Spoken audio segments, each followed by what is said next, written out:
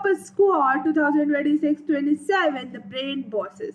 So, Chapter 1, Variations in Psychological Attributes, Part 3. Lecture 3, MP Board Special. So, first we will do the recap of Part 1 and Part 2, means Lecture 1 and Lecture 2.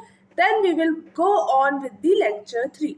So, without wasting our time, we will just revise and go to the lecture 3 and end this lecture, and at the end of this lecture I have 20 marks paper, so you can do and you can check the progress that you where you are not able to do well and where you are doing very nice, very well.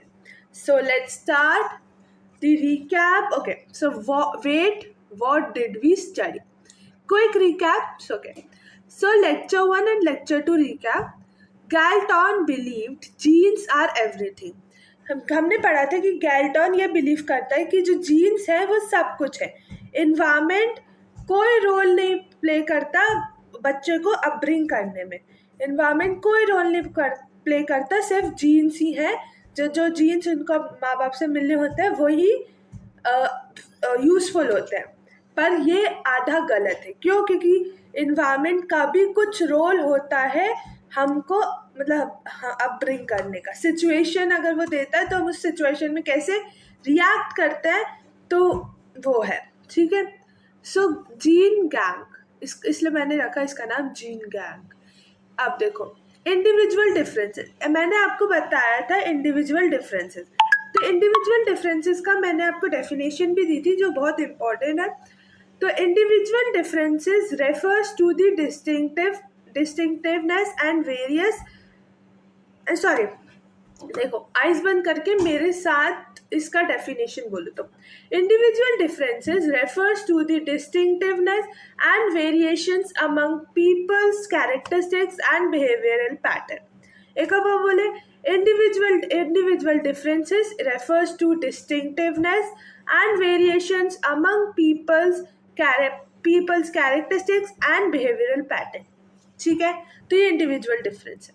Everyone is unique like a thumbprint. Situationism. अब situationism हमने देखा, तो सिचुएशनिज्म का भी वो था. तो हम देखो अब आइज बंद करके हम सिचुएशनिज्म को भी देखेंगे. सिचुएशनिज्म. Do your eyes closed and we will recap. The situation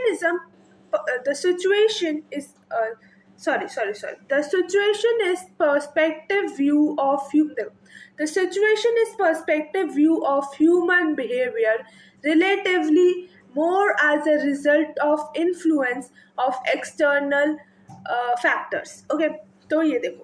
Just close your eyes and remember all that, recap all that what we have studied earlier. ठीक है. तो इंडिविजुअल डिफरेंसेस समझ में आ गया. सिचुएशनिज्म क्या है? तो एक बार सिचुएशनिज्म को जल्दी से रिकैप करते हैं. ठीक है. तो the situationist perspective out of situation. The situationist perspective of human behavior respectively more as a result of external factor. ज़्यादा एक्सटर्नल फैक्टर से इन्फ्लुएंस होता है ह्यूमन बिहेवियर. ठीक है. Behaviour changes with environment. Teacher versus friends vibe. ठीक है. Teachers versus friend vibe. तो एक बार पढ़े सिचुएशनिज्म, क्योंकि मुझे लग रहा है कि आप लोगों को याद थी. The situationist perspective view of human behaviour is more as a result of influenced by external factors. Understood? Now let's move on to the assessment. फिर हमने देखा कि assessment of psychological attributes. तो assessment क्या है? Assessment is the first step. Assessment is the first step of the psychological attributes. So assessment is the first step to understand the psychological attributes. If you have to understand the psychological attributes, you have to do assessment. Assessment 2 types के होते हैं, that is formal and informal. ठीक है. तो 2 types का assessment होता है, that is formal and informal. ठीक है. फिर सेल्फ, ये अच्छा इतना पढ़ाया था मैंने? नहीं, और आगे भी पढ़ाया था ना. ओके, तभी इसमें इतना लिखा है एंड मैं आगे आपको पढ़ा. तो देखो असेसमेंट क्या होता है? असेसमेंट रेफर्स टू दी जो असेसमेंट होता है, तो assessment refers to the measurement of psychological attributes. So assessment refers to the measurement of psychological attributes of individual and their evolution, often using multiple methods in terms of certain standards of comparison. अब देखो assessment क्या है. Assessment is the first step to understand the psychological attribute. Assessment refers to, तो assessment जो होता है, assessment refers to the, assessment क्या होता है, assessment refers to the measurement. तो assessment refers to the measurement of psychological attributes of individual and their evolution, often using multiple methods in terms of certain standards of comparison. ठीक है.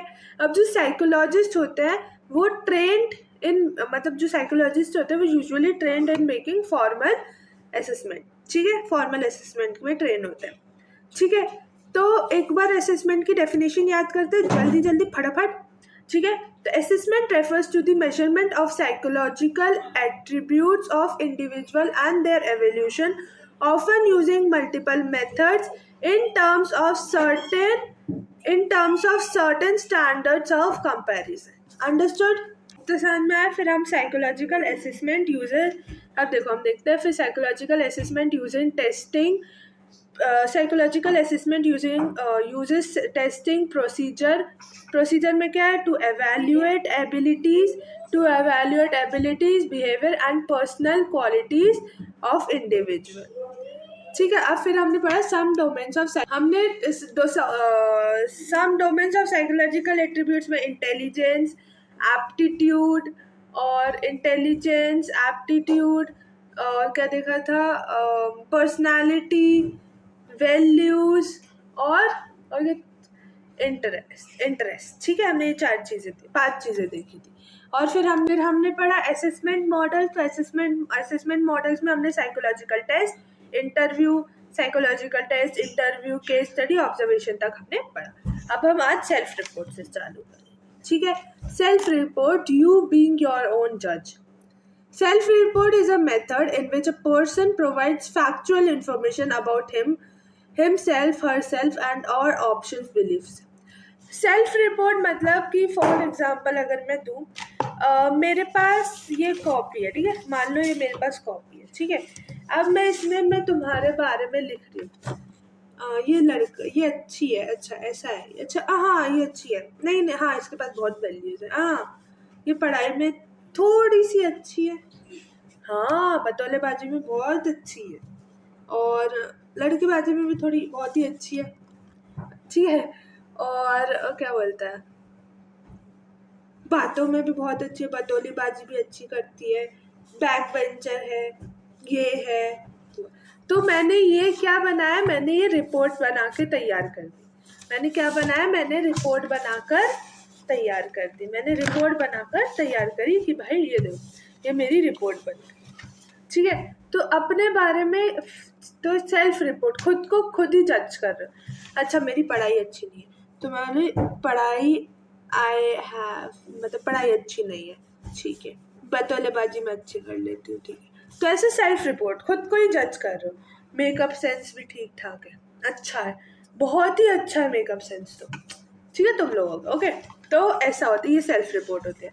तो self report is a method, मतलब एक self report is a method in which a person provides, means एक person अपने बारे में factual information देता है. तो the person provides factual information about himself, और मतलब हिमसेल्फ, हरसेल्फ एंड और ओपिनियंस, बिलीव्स, क्या उसके ओपिनियंस है, क्या बिलीव्स है, कैसे वो इस चीज़ को ठीक करेगा, वो सब. Think of it like writing your own psychological resume. It can be done through. ठीक है, जैसे आपने स्ट्रक्चर्ड इंटरव्यू, जैसे आप किसी का फॉर एग्जांपल मान लो आप सर्वे दे रहे हो. ठीक है, सर्वे ले रहे हो तो आप पूछते हो ना नाम, एज, ये अच्छा ये या तो कब ये सर्वे हो गया, या आप इसको देते हो ना, यहाँ पे एक बंदा है, बंदी है, जो भी है, उसको आप ये कॉपी देते, चलो इस क्वेश्चन यार इसको भरो. तो ये भी आप क्या कर रहे हो, उसको अपना रिपोर्ट बना के दे रहे हो ना कि भाई नाम, क्लास, एज, जो भी कहाँ रहते हो, जो भी है, तो कैसे हो, कैसा काम है, क्या से हो, अपने आप को कैसे समझते हो, अपने आप को जज कैसे करते हो, तो वो सब। ठीक है। पर्सनल डायरीज, जैसे आप अपने बारे में लिखते हो ना, आज मेरे साथ बहुत गंदा हुआ, आज मैं सिर्फ बातें बातें करती रही, पढ़ाई नहीं हुई आज मेरे से ये नहीं हुआ, आज मैंने सिर्फ इतना किया, पढ़ाई भी नहीं हुई, कुछ नहीं हुआ, मम्मी पापा क्या सोचेंगे, इतने नंबर अच्छे आना है, ये वो। ठीक है। तो अपने पर्सनल डायरीज लिखते हो, तो ये होता है सेल्फ रिपोर्ट। खुद को आप चेक कर रहे हो daily. We knows who knows you better than yourself except maybe your search history। मतलब तुमको तुमसे अच्छा कोई नहीं जान सकता। जैसे मेरे से अच्छा मेरी मम्मी भी नहीं जान सकती, मतलब हाँ, मम्मी पापा तो अलग है, मेरा भाई मेरे से अच्छा मुझे इतने अच्छे से नहीं जानता जितने अच्छे से मैं अपने आप को जानती हूँ। मुझे पता है कि मेरे को क्या अच्छा लगता है, क्या गंदा लगता है, क्या मतलब पढ़ाई में मेरा इंटरेस्ट है, क्या नहीं है, खाने में है, पीने में है, जो भी इंटरेस्ट है वो मुझे पता है। ठीक है। जो भी चीज़ें हैं वो सिर्फ मुझे पता है। तो आप अपने आप को ही, मतलब क्या बोलूँ, अपने आप खुद को ही अच्छे से जानते हो, कोई और दूसरा आपको नहीं जानेगा। जान सकता है थोड़ा बहुत, पर पूरा नहीं जान सकता। आप खुद को बेहतर जानते हो दूसरों से। ठीक है। तो हम who knows you better than yourself, आप खुद को खुद अच्छे से जानते हो, तो कोई no one can judge you। या मीन्स होते हैं कोई लोग जो जज करते, कंपैरिजन करते हैं, पर आप अगर अपने दिमाग में बेटर हो, आप अपने उसमें बेटर हो कि भाई हाँ मैं सही हूँ, मैं पढ़ाई में भी अच्छी हूँ, मैं सब में अच्छी हूँ, तो आपसे अच्छा आपको कोई नहीं जान सकता। ठीक है। तो इसलिए इसको सेल्फ रिपोर्ट बोलते हैं। अब व्हाट एग्जैक्टली इज इंटेलिजेंस। ठीक है। तो ये जो येलो और रेड से लिखा है, ठीक है, it's really very important. This can come in the exam. ठीक है। तो व्हाट एग्जैक्टली इज इंटेलिजेंस। पहले हम ये जानने से पहले व्हाट एग्जैक्टली इज इंटेलिजेंस, पहले मुझे बताओ इंटेलिजेंस की डेफिनेशन क्या है। क्यों? क्योंकि मैंने आपको बताई थी किस डोमेन्स में। तो आप मुझे बताओ इंटेलिजेंस की डेफिनेशन क्या है। तो इंटेलिजेंस इज अ ग्लोबल, क्या intelligence is a global aspect. Intelligence is the global capacity to understand the world, think rationally, फिर आगे थिंक रैशनली और क्या था मैं। तो intelligence is the global capacity to think, intelligence is the global capacity to understand the world, think rationally and use available resources effectively when faced with challenges। तो ये क्या है, इंटेलिजेंस की डेफिनेशन रखनी है। मैं बीच बीच में क्वेश्चन पूछती जाऊंगी, नहीं तो आप नींद की झपकी। मेरी क्लास चल रही है अब जब मैं आपसे क्वेश्चन पूछूंगी आपका दिमाग दौड़ेगा, तो इसलिए मैं आपसे बीच बीच में क्वेश्चन पूछती रहूंगी। ठीक है। तो ऑक्सफोर्ड, अब ये याद रखना। ठीक है। तो what exactly is intelligence. Intelligence की डेफिनेशन देख ली हमने कि intelligence is a global capacity to understand the world, think rationally, use available resources effectively when faced with challenges. ठीक है। अब आता है Oxford dictionary. According to Oxford dictionary the power of perceiving intelligence क्या है। ऑक्सफोर्ड डिक्शनरी के हिसाब से इंटेलिजेंस क्या है, the power of perceiving, learning, understanding and knowing. ठीक है। तो याद रखना, ये बहुत इंपॉर्टेंट डेफिनेशन, मतलब इंपॉर्टेंट डेफिनेशन है कि इंटेलिजेंस की डेफिनेशन लिख दी कि intelligence is the global capacity to understand the world, think rationally, use available resources effectively when faced with challenges. ठीक है। फिर आया पूछा कि और कुछ बताओ, मतलब 4-5 मार्क्स में आ गया या कुछ में आ गया, तो आप बता सकते हो कि the power of perceiving, learning, understanding and knowing. ठीक है। अब सबसे पहले अपने जो इंटेलिजेंस को लेकर आए थे वो थे एल्फ्रेड बिनेट, जो इकोनॉमिक्स में पढ़ा था ना, एल्फ्रेड मार्शल, वैसे इसमें साइकोलॉजी में एल्फ्रेड बिनेट है। कौन है? Alfred beneath. तो इन्होंने क्या किया, इन्होंने इंटेलिजेंस की थोड़ी रिसर्च की और हमें बताया कि इंटेलिजेंस क्या होता है। तो एल्फ्रेड बिनेट एबिलिटी टू जज वेल, ठीक है, देखो एल्फ्रेड बिनेट ने बनाया, इन्होंने पहली बार, ये देखो जब आप इंटरव्यू देने जाते हो किसी कॉम्पिटिटिव एग्जाम्स की, अगर आप तैयारी करो CUET और इन सारे एग्जाम्स की आप तैयारी कर रहे हो, तो इट्स रियली इंपॉर्टेंट, इंटरव्यू में आपसे पूछ लिया जाता है कि सबसे पहले इंटेलिजेंस को किसने डिफाइन किया, किसने बताया, तो आप क्या बोलोगे? Alfred beneath. या ये कॉम्पिटिटिव एग्जाम्स में भी पूछ लिया जाता है कि सबसे पहले इंटेलिजेंस को किसने डिफाइन किया, तो दैट इज एल्फ्रेड बिनेट। तो इट्स वेरी इंपॉर्टेंट, याद रखना। तो एल्फ्रेड बिनेट ने बोला इट्स द एबिलिटी टू जज वेल, अंडरस्टैंड वेल और रीजन वेल। क्या बोलोगे? एल्फ्रेड बिनेट ने बोला एबिलिटी टू जज वेल, अंडरस्टैंड वेल और रीजन वेल, 3 चीजें।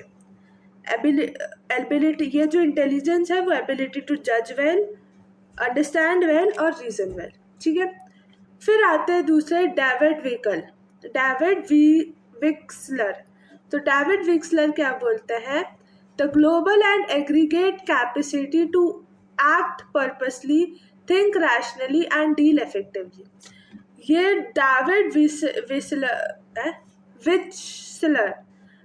विचलर बोलते हैं कि अब ये क्या है? The global and aggregate capacity, हम बोलते हैं ना intelligence is the global capacity, तो वही है कि the global and aggregate capacity to act, आप पर्पसली एक्ट कर रहे हो, मतलब आप सिचुएशन के हिसाब से एक्ट कर रहे हो, अच्छे से सोच रहे हो, think rationally and use available resources effectively, तो वही लिखा है कि the global and aggregate capacity to act purposefully, this think rationally and deal effectively, ठीक है। ये किसने बोला? डेविड विकलर ने, ठीक है। Note, Binet was the first to formalize this concept. Alfred beneath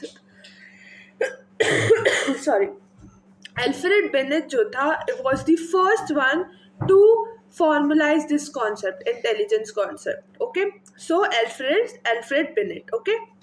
Now we will move to how psychologists look at your brain.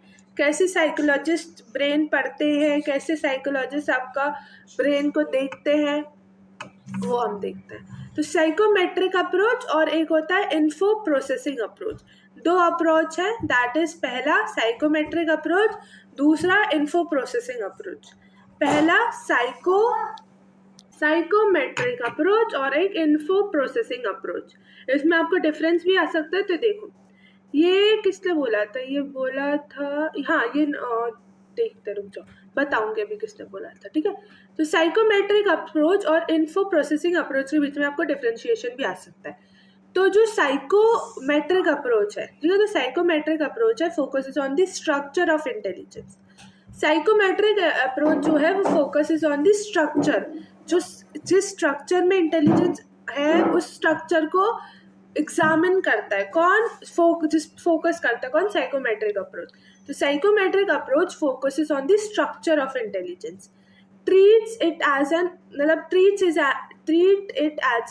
Aggregate of abilities. Aggregate का मतलब तो पता ही होगा, एग्रीगेट मतलब कि बहुत सारे, जैसे हम मैक्रो इकोनॉमिक्स में हमने पढ़ा था एग्रीगेट यूनिट्स, तो एग्रीगेट मतलब बहुत सारे, मतलब जैसे माइक्रो मतलब इंडिविजुअल होता है, एग्रीगेट मतलब हजारों में, नेशनल मतलब बहुत सारे, तो एग्रीगेट ऑफ एबिलिटीज मतलब सबके पास बहुत सारी एबिलिटीज है, एग्रीगेट ऑफ एबिलिटीज। फोकस क्या है? व्हाट यू हैव, लाइक इन्होंने ये, हाँ, इसने थ्योरी किसने दी है? थ्योरी देखते रहो, ये थ्योरी दी है like Binet and Spearman theories. ये बिनेट और स्पीयरमैन थ्योरी है, दोनों की थ्योरी है, ठीक है। ये focus is on Spearman theories and Binet theories. Info processing approach जो होता है, देखो साइकोमेट्रिक अप्रोच क्या होता है? Psychometric approach focuses on the structure of intelligence, treats it as an aggregate of abilities. ये किस पे फोकस करता है? Focuses on Binet, focus what you have means what you have, like intelligence ही है ना आपके पास, तो बिनेट एंड स्पीयरमैन थ्योरीज। और ये इन्फो प्रोसेसिंग अप्रोच क्या होता है? इन्फो प्रोसेसिंग अप्रोच प्रोसेस पे, तो focus is on the process of reasoning, कि कैसे आप रीजनिंग कर रहे हो, कैसे आप प्रॉब्लम सॉल्व कर रहे हो। जैसे अगर फॉर एग्जांपल आप कॉम्पिटिटिव एग्जाम्स में जाते हो तो उसमें मैथ्स की प्रॉब्लम आती है, या कोई ऐसी प्रॉब्लम आती है कि इसने इसको ये कहा तो इसने इसको क्या कहा, ऐसे कुछ प्रॉब्लम्स आती हैं, वो आप सॉल्व करते हो। तो उसमें आपको इन्फो प्रोसेसिंग अप्रोच देखी जाती है कि आपका जो प्रॉब्लम सॉल्विंग स्किल्स है, जो रीजनिंग स्किल्स है, वो कैसी है, कैसी डेवलप है। तो आप कैसे देखोगे? इन्फो प्रोसेसिंग अप्रोच में आप क्या देखोगे? तो देखो, focus is on process of reasoning and problem solving, how an intelligence the person act, कि कैसे एक इंटेलिजेंट पर्सन एक्ट करता है, ठीक है। How an intelligent person act, ठीक है। ठीक है, तो ये क्या इन्फो प्रोसेसिंग अप्रोच क्या बोलते हैं? Info processing approach focuses on the process of reasoning and problem solving, how an intelligent person acts, कैसे एक इंटेलिजेंट पर्सन एक्ट होता है और एक्ट करता है। और फोकस क्या है? ये फोकस था what you have, like Bennett और स्पियर्समैन थ्योरीज। ये जो है इन्फो प्रोसेसिंग अप्रोच, ये फोकस करता है हाउ यू यूज इट, कैसे आप यूज करते हैं, लाइक स्टैनबर्ग थ्योरी। किसकी थ्योरी? लाइक स्टैनबर्ग थ्योरी, ठीक है। अब हम आएंगे बिनेट, जो बिनेट ने बताया था, अल्फ्रेड बिनेट ने, जो यूनिफैक्टर थ्योरी थी, द ओजी थ्योरी। क्या? द ओजी थ्योरी, तो इसको हम बोलते थे ओजी थ्योरी, जो अल्फ्रेड बिनेट ने दी थी। और यूनिफैक्टर थ्योरी, क्या बोला था? Uni one factor theory, uni और वन फैक्टर नहीं, हाँ समथिंग लाइक दैट, यूनी और वन फैक्टर थ्योरी, ये ओजी थ्योरी है, पढ़ो इसको। Alfred Binet believes that intelligence consists of one similar set of abilities, which can be used for solving any or every problem. If you are smart in math, you are smart in life. Binet simple logic. Only one factor general smartness. देखो, beneath क्या बोलता है? Uni और one factor theory, दी ओजी theory हमें देता है। क्या बोलता है? कम इंटेलिजेंस या ज़्यादा इंटेलिजेंट। देखो, एक बच्चा इंटेलिजेंट है, ठीक है, एक बच्चा इंटेलिजेंट नहीं है। मतलब ये बोलता है, इसका एक सिंपल सी लाइन है। सिंपल सी लाइन क्या है? 2 लाइनें। क्या? बच्चा ज़्यादा इंटेलिजेंट, कम इंटेलिजेंट, ज़्यादा इंटेलिजेंट, बस। कोई फलाना दिखाना नहीं, इसने बस अपनी लाइन दे दी। कम इंटेलिजेंट मतलब ज़्यादा इंटेलिजेंट और नो इंटेलिजेंस, ये इसकी लाइन थी कि बहुत ज़्यादा इंटेलिजेंट है या बहुत लोअर लेवल पे ही इंटेलिजेंट है, इतना इंटेलिजेंट नहीं है। मतलब ये उसकी 2 लाइन थी, या तो इंटेलिजेंट है या नहीं है, या बच्चा जो इंटेलिजेंट है या बिल्कुल ही नहीं है। 2 ही लाइन थी इसके स्पेसिफिक। क्या है? पहली इंटेलिजेंट है, दूसरी इंटेलिजेंट नहीं है, बस काम खत्म। तो इसलिए बिनेट ने क्या बोला? बिनेट ने अपनी यूनी वन फैक्टर, उसकी एक और लाइन है। क्या? कि देखो, अल्फ्रेड बिनेट ये बिलीव करता है कि intelligent consist of one similar set of abilities. मतलब आपके पास एक सिमिलर सेट ऑफ एबिलिटीज है, तो मतलब कि आपके पास अगर प्रॉब्लम सॉल्विंग स्किल्स है, रीजनिंग स्किल्स है, और you can solve any problem, you are intelligent. अगर आप इनमें से कुछ नहीं कर सकते, you don't have one similar set of abilities, you are not intelligent, you are really not intelligent. So see, उन्होंने क्या बोला? Alfred Binet believe that intelligence consist of one similar set of abilities which can be used for problem solving and any or every problem. देखो, अगर आप maths में smart हो तो मतलब आप अपनी लाइफ में स्मार्ट हो। क्या बोलता है? मैथ्स में स्मार्ट हो लाइफ में, मतलब अगर आप मैथ्स में स्मार्ट हो तो आप अपनी लाइफ में स्मार्ट हो, मतलब आप बहुत इंटेलिजेंट हो। अगर if you are not smart in maths, you are not intelligent in your life. ये बिनेट बोल रहा है, मैं नहीं बोल रही, ठीक है। तो इसका एक सिंपल से फंडा है। क्या है? If you are really good in maths, you are smart in your life. If you are not good in maths, you are not smart, you are not intelligent in your life. दो ही fund है, क्या क्या? पहला, you are means या तो आप intelligent हो या नहीं हो, बस, ठीक है. Only one factor, general smartness, ठीक है, ये समझ में आया. फिर दूसरा, स्पेयरमैन्स टू फैक्टर थ्योरी.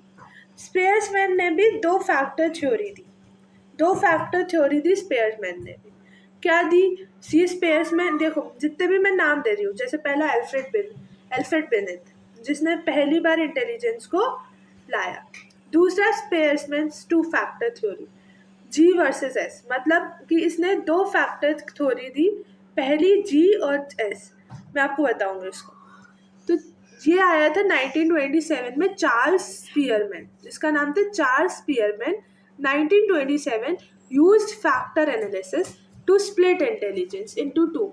इसने क्या किया, इसने क्या यूज़ किया इन्होंने, इसने फैक्टर एनालिसिस किया कि जो इंटेलिजेंट है वो दो पार्ट्स में, दो फैक्टर्स में बटे जाए.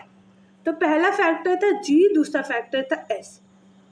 अब जी मतलब मैं आपको बताती हूँ. अब जैसे मैं इंफॉर्मेशन दे रही हूँ, मैं आपको पढ़ा रही हूँ, तो मैं सबको सेम चीज़ें ही पढ़ा रही हूँ, सबको सेम चीज़ें. अब मैं ऋतु को भी सेम चीज़ें पढ़ा रही हूँ, मैं अभिषेक को भी सेम चीज़ें पढ़ा रही हूँ, मैं रिया को भी सेम चीज़ें पढ़ा रही हूँ, मैं हर वो बच्चा, मैं राजू को भी सेम चीज़ पढ़ा रही हूँ, मैं सबको सेम चीज़ें पढ़ा रही हूँ, हर एक बच्चे को सेम इन्फॉर्मेशन दे रही हूँ. जो मैं बोल रही हूँ सबको सेम इन्फॉर्मेशन जा रही है, ठीक है, मतलब सबको same, initially same to all, मैं सबको सेम इन्फॉर्मेशन कन्वे कर रही हूँ. मैं आपको भी वो बोला, आपने मेरा लेक्चर देखा तो मैंने आपको भी वही इन्फॉर्मेशन दी. किसी और ने मेरा लेक्चर देखा, उसको भी मैंने यही इन्फॉर्मेशन दी. तीसरे ने, इसने मेरा लेक्चर देखा, उसने भी यही इन्फॉर्मेशन गेन की. चौथे ने भी मेरा लेक्चर देखा, उसने भी यही इन्फॉर्मेशन, जो मैं सबको ये सबको मैंने सेम इन्फॉर्मेशन दी. पर ये होता है जी फैक्टर, कि सबको मैं सेम इन्फॉर्मेशन दे रही हूँ. ऐसा तो नहीं है कि बेटा तू इधर आ, अच्छा ये आएगा एग्जाम में, ये देख लेना, ठीक है, ऐसे आएगा एग्जाम. ऐसा तो नहीं बोल रही ना, सबको सेम इन्फॉर्मेशन दे रही हूँ ना, सबको सेम इन्फॉर्मेशन. तो जी फैक्टर. क्यों? General mental energy common to all operation. सबको मैं सेम इन्फॉर्मेशन दे रही हूँ, जो मैं सबको भी पढ़ा रही हूँ वो मैं आपको भी पढ़ा रही हूँ, वो मैं किसी और को भी पढ़ा रही हूँ, वो मैं तीसरे बंदे को पढ़ा रही हूँ, वो मैं चौथे बंदे को पढ़ा रही हूँ.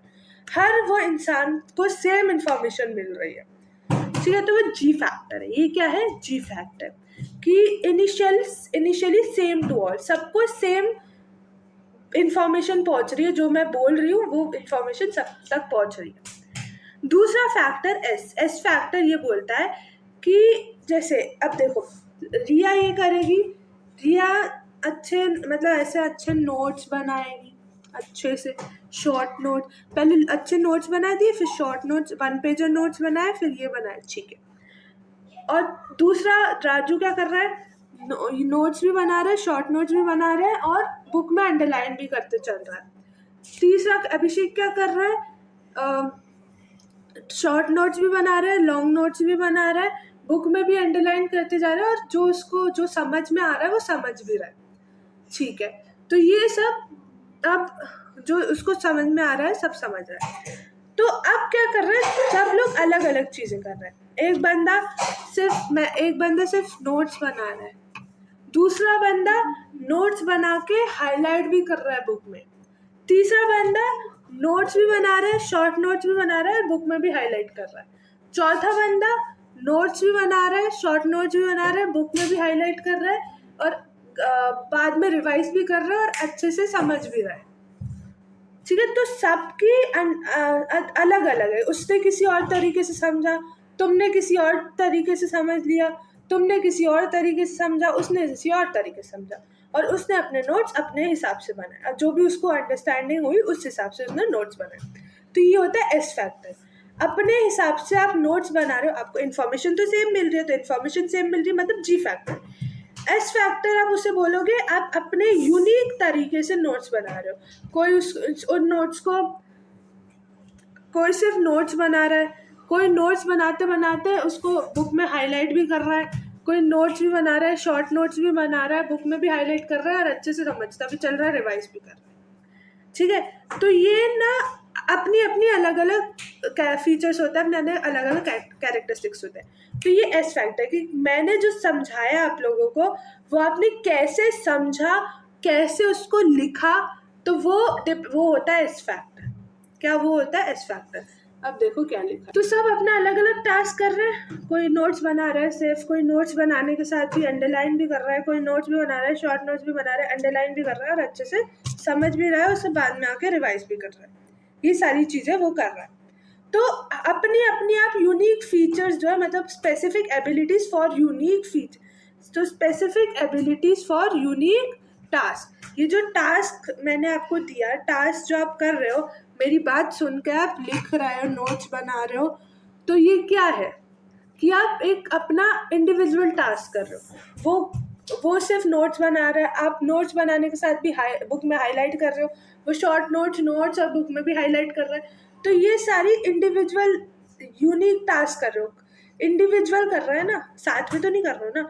तो मैंने इन्फॉर्मेशन आपको जो दी और आपने उस तरह को, इस इन्फॉर्मेशन को कैसे इनहेरिट किया, कैसे लिया और कैसे लिखा, तो उसको बोलते हैं यूनिक है। अब वो यूनिक है, ठीक है, तो वो यूनिक है। तो जैसे अगर आपको म्यूजिक आता है, दूसरों को म्यूजिक नहीं आता होगा, अगर मैं म्यूजिक, फॉर एग्जांपल मैं म्यूजिक सिखा रही हूँ, तो म्यूजिक सिखा रही हूँ, अब मैं म्यूजिक सिखा रही हूँ, तो वो बंदा जिसको म्यूजिक आता है वही देखेगा। अब जो जो इंटरेस्टेड ही नहीं है म्यूजिक में, वो नहीं देखेगा। इन्फॉर्मेशन में तो सेम दे रही हूँ ना, म्यूजिक ला ला ला ला ला, इन्फॉर्मेशन तो मैं सेम ही दे रही हूँ म्यूजिक में, पर जिसको आता है वो देख रहा है, जिसको नहीं आता वो नहीं देख रहा है ना। तो अपना यूनिक टास्क है, इसके भी एक यूनिक टास्क है। जो मैं इन्फॉर्मेशन सबको स्प्रेड कर रही हूँ, वो तो स्प्रेड कॉमन हो रही है, सबको सेम इन्फॉर्मेशन जा रही है, बस वो इनहेरिट कैसे कर रहा है, वो लिख कैसे रहा है, उसको कैसे समझ रहा है, तो वो उस बंदा है, वो उस बंदे का टास्क है। ठीक है, तो S factor specific abilities for unique task, music, math, art. Music, math, art. Think of G as your basic interest, means think G मतलब basic interest. अब think of G as your basic interest, internet. ठीक है, तो अब देखो ये example अच्छा दिख रहा है। ठीक है, अब think of G as your basic, तो देखो sorry, think of G as your basic interest, internet, कि आपको एक बेसिक जो इंटरेस्ट है वो आप जी को सोचो, मतलब sorry internet, and S as the specific apps you are good at. G को समझो एज इंटरनेट, इंटरनेट सबके पास होता है, ठीक है, इंटरनेट सबको एक ही मिल रहा है, ठीक है।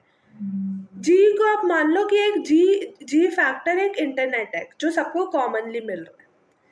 एस को आप मानो कि देखो वो इंसान यूट्यूब देख रहा है, उस इंटरनेट वो यूज़ कर रहा है, वो यूज़ कर रहा है उस इंटरनेट को यूट्यूब देखने में, वो यूज़ कर रहा है उस इंटरनेट को पढ़ाई करने में, मेरे लेक्चर्स देखने में, अच्छे से पढ़ाई करने में, वो यूज़ कर रहा है इस इंटरनेट को गेम्स खेलने में, पबजी खेलने में, वो यूज़ कर रहा है इस इंटरनेट को अच्छी वीडियोस देखने में, मतलब अपने एबिलिटीज़, अपनी स्किल्स को पहचानने में, कौन सा 10th के बाद क्या परस्यू करना है वो देख रहा है। तो आप हर अलग अलग चीज़ें देख रहे हो, सबके पास इंटरनेट सेम है, सबके पास इंटरनेट जी फैक्टर सबके पास सेम है, पर जो एस फैक्टर है कुछ उसको यूट्यूब देखकर वेस्ट कर रहा है, उसको रील स्क्रॉल करके वेस्ट कर रहा है, कोई उसको उसका एडवांटेज उठा रहा है, उसमें यूट्यूब चलाकर मेरे लेक्चर्स, किसी और के लेक्चर्स को देखकर पढ़ाई कर रहा है, समझ रहा है। कोई और बंदा अपने वो 11th में आ रहा है और वो देख रहा है कि मैं कौन सा सब्जेक्ट परस्यू करूँ, क्या क्या है मेरे लिए, वो अपनी एबिलिटीज़ को जान रहा है। तो मतलब सब अलग अलग चीज़ों, सबको कॉमन चीज़ें मिल रही है और सब उससे डिफरेंट यूजेस है कर रहा है, उसका कोई एडवांटेज उठा रहा है, कोई डिसएडवांटेज उठा रहा है, कोई यूट्यूब में रील स्क्रॉल कर रहा है, तो कोई पढ़ाई कर रहा है, अपनी एबिलिटीज़ को बढ़ा रहा है, अपनी पर्सनालिटीज़ को अच्छा बना रहा है। ठीक है, समझ में आया ना। अब आता है स्टोन्स प्राइमरी मेंटल एबिलिटीज। थर्स्टोन मतलब ये जो लुइस थर्स्टोन है रिजेक्टेड सुपरमैन्स जी फैक्टर। मतलब जो जी फैक्टर था उसने सुपरमैन्स का, ये जो लुइस थर्स्टोन्स है उसने रिजेक्ट कर दिया जो जी फैक्टर है। भाई नहीं, अच्छा नहीं है, सही नहीं है, चलो छोड़ो, अब मैं अपना देता हूँ। अरे बोले कम ऑन हंस, तो बोले कम ऑन, मैं अपना दे रहा हूँ, ठीक है। तो ठीक है, अब वो आता है जी फैक्टर ही प्रपोज। हाँ, अब लुइस थर्स्टोन ने रिजेक्ट कर दिया सुपरमैन बोल रही हूँ, स्पेयरमैन्स का जी फैक्टर जो प्रपोजल था उसने रिजेक्ट करा, और उसने क्या किया 7 प्राइमरी मेंटल एबिलिटीज को, तो इस लुइस थर्स्टोन ने 7 प्राइमरी मेंटल एबिलिटीज को बताया, ठीक है। ओके ना, वर्बल पहले बताया, verbal comprehension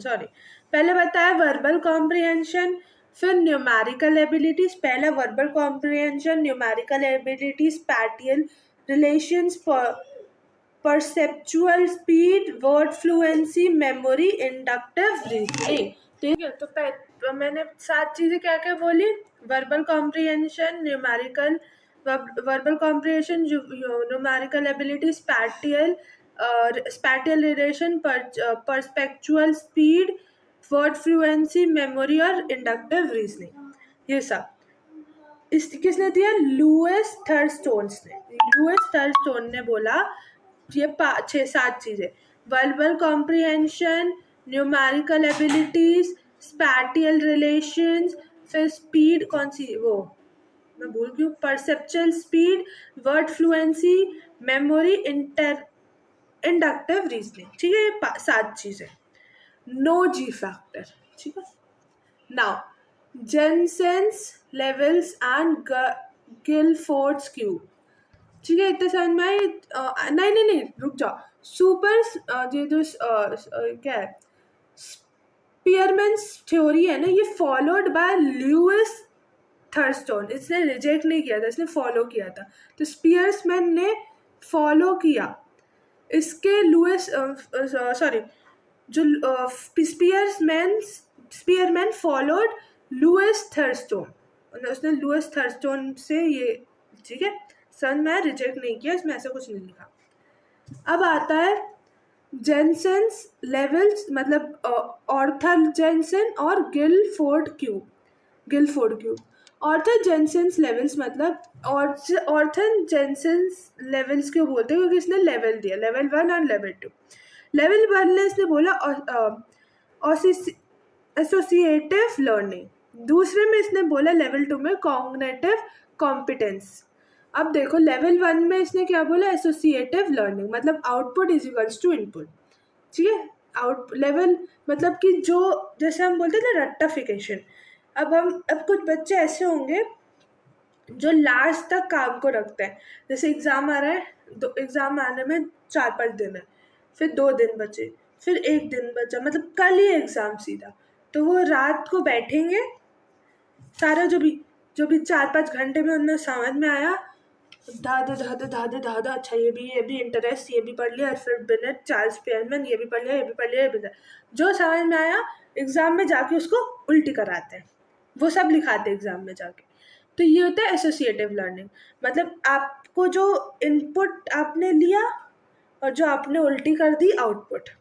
level 2 cognitive competency मतलब हायर ऑर्डर रीजनिंग, मतलब आप ऑर्थर जेनसन बोल रही हूँ, ऑर्थर जेनसन के बारे में थोड़ी और इन्फॉर्मेशन निकाली आपने, खोदा, गूगल छान लिया, पूरा ऐसे छाना, उसमें और इन्फॉर्मेशन थी, तो और इन्फॉर्मेशन बुक को ऐसे बोला, बुक हट गई, और जो भी गूगल में इन्फॉर्मेशन और मिल रही थी उसको लिया और उसको आपने पेपर में लिख दिया। तो मतलब आपने क्या किया, आपने रट्टू तोता नहीं बने, आपने क्या किया, हायर ऑर्डर में किया कि आपने क्या किया, आपने सोचा कि मैं और इसको छानूंगा बनूंगा, फिर मैं छान के लिख के आ गया।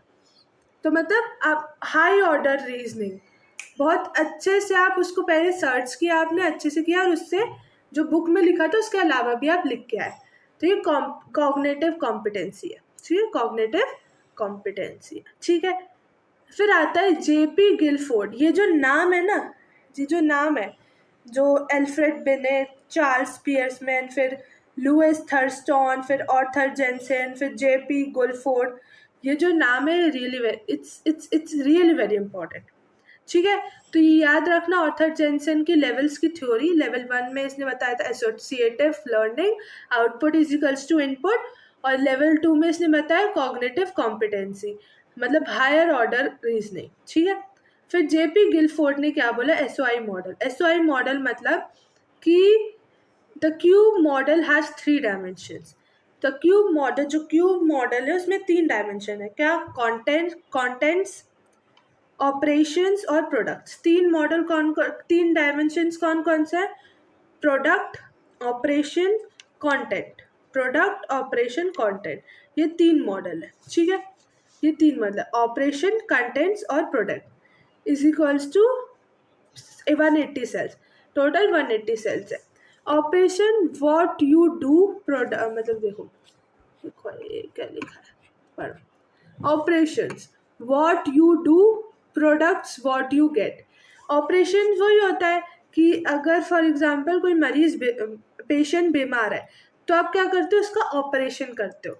फिर आप ऑपरेशन से आपको अगर वो मरीज मतलब पेशेंट जो होता है वो थोड़ा ठीक हो जाता है तो आपको उसका प्रोडक्ट मिलता है कि हाँ, रिजल्ट मिलता है कि भाई वो जो पेशेंट है वो थोड़ा ठीक हो रहा है। पर अगर उसमें कोई इम्प्रूवमेंट नहीं है तो you will not get anything, means you will not get a product. So operations means what you do and product means what you get.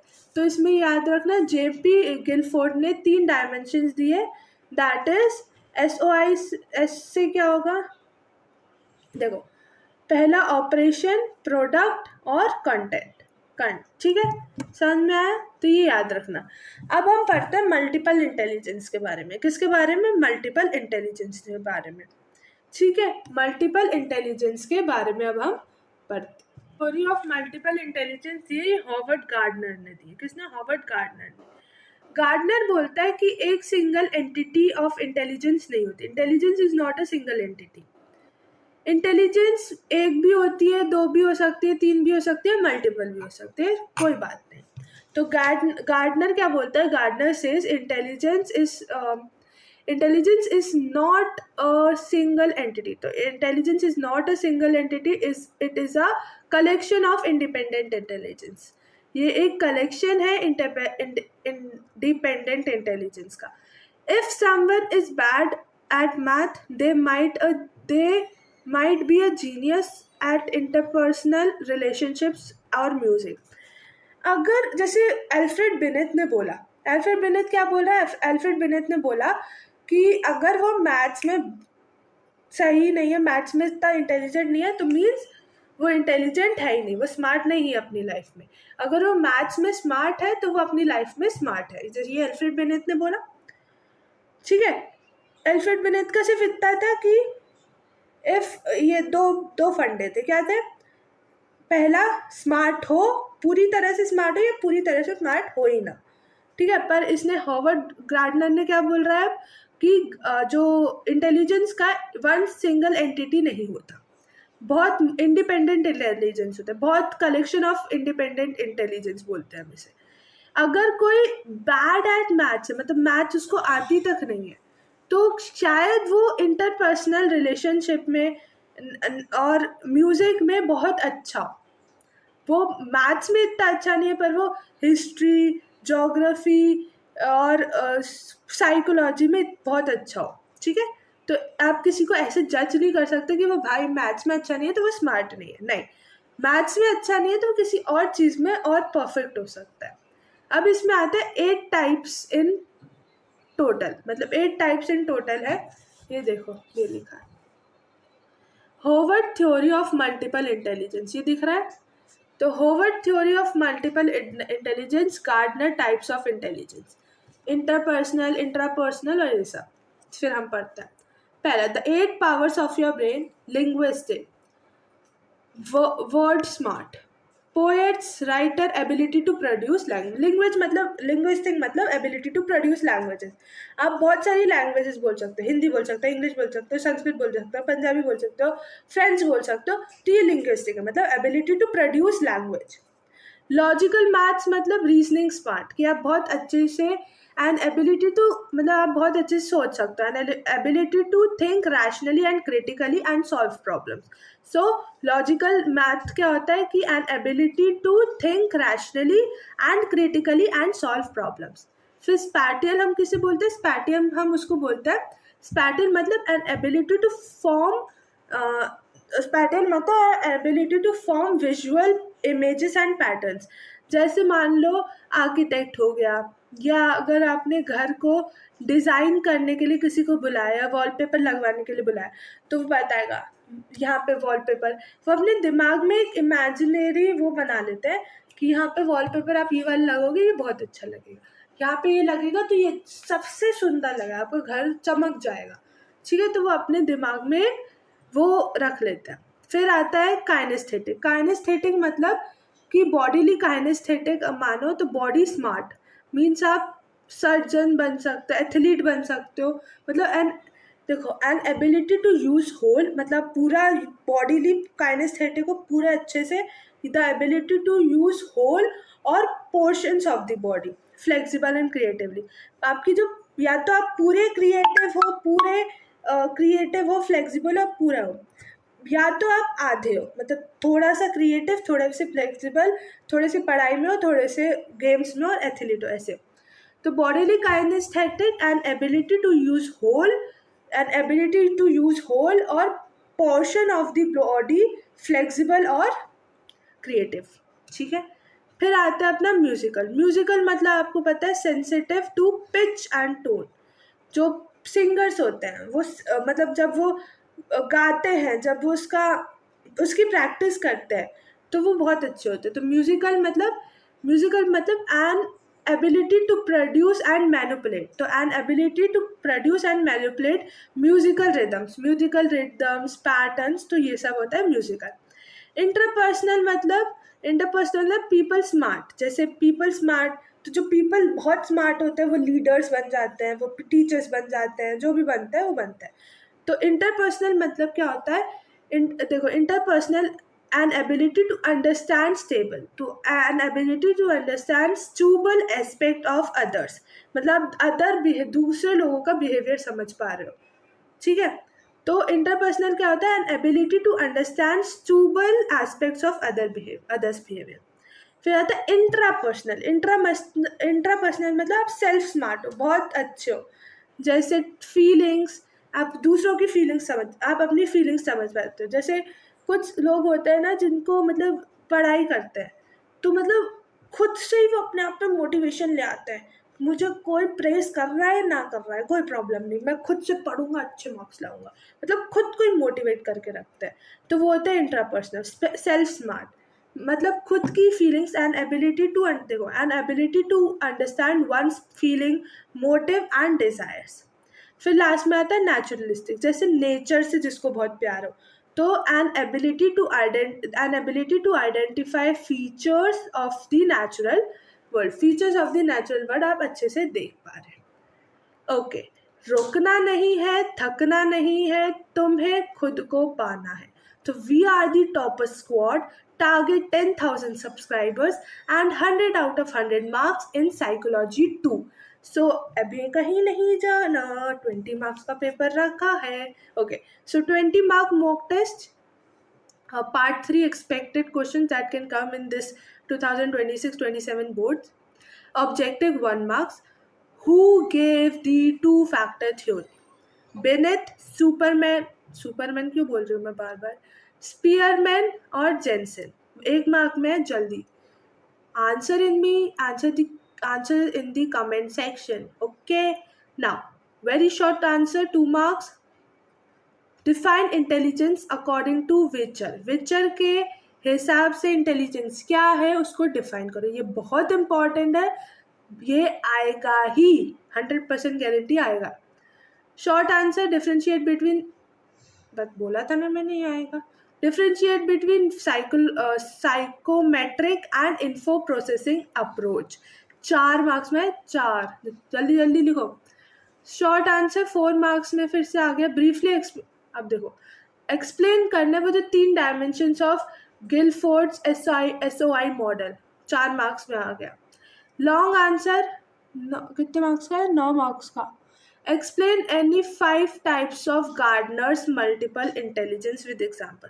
जो गार्डनर मल्टीपल एग्जाम्पल दे के गया ना वो बताओ. जैसे नेचुरलिस्टिक बोल सकते हो, लिंग्विस्टिक बोल सकते हो, लॉजिकल मैथमेटिकल बोल सकते हो, स्पैटियल बोल सकते हो, म्यूजिकल बोल सकते हो, बॉडीली काइनेस्थेटिक बोल सकते हो, इंटरपर्सनल, इंट्रापर्सनल, इनमें से कुछ भी दे सकते हो. ठीक है. कितने मार्क्स का है ये? 9 मार्क्स का. तो solve this and as soon as possible join the topper squad so that victory is ours in the board 2026-27 and victory is ours.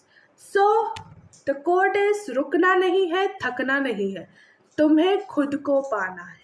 So we are the topper squad, target 10,000 subscribers and 100 out of 100 marks in psychology 2. So now I will take a leave. So bye everyone. ये question answer ज़रूर से कर लेना. Bye bye. Love you all. Bye bye.